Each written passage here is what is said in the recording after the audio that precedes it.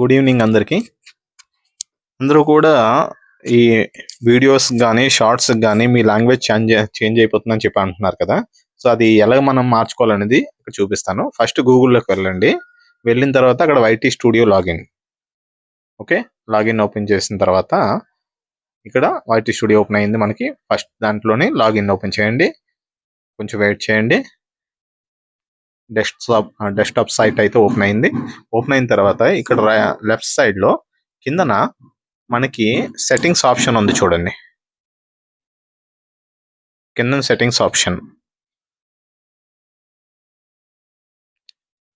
ఈ settings option click చేసుకున్న తర్వాత మీకు ఇలా బ్లాగ్ అనేది ఓపెన్ అవుతుంది. ఈ బ్లాగ్ ఓపెన్ అయిన తర్వాత ఏంటంటే ఇక్కడ ఫస్ట్ జనరల్, తర్వాత ఛానల్, మూడోది అప్లోడ్ డిఫాల్టర్స్లో మీకు basic information, next advanced information. ఈ అడ్వాన్స్ ఇన్ఫర్మేషన్లో ఇప్పుడు ఇక్కడ లాంగ్వేజెస్ అండ్ సెట్టింగ్స్లో ఇక్కడ వీడియో లాంగ్వేజ్ అని ఉంటుంది. ఈ వీడియో లాంగ్వేజ్లోకి వెళ్ళి మన తెలుగు కాబట్టి తెలుగు సెలెక్ట్ చేసుకోండి.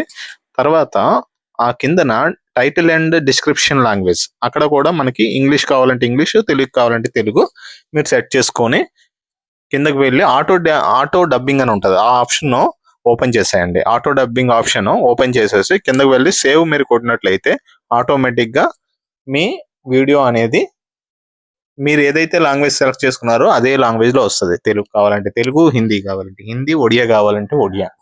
ఏ లాంగ్వేజ్ మీరు సెలెక్ట్ చేసుకున్నారో ఆ లాంగ్వేజ్లో మాత్రం వస్తుంది. ఓకే, సరే, ఇది ట్రై చేయండి. Thank you.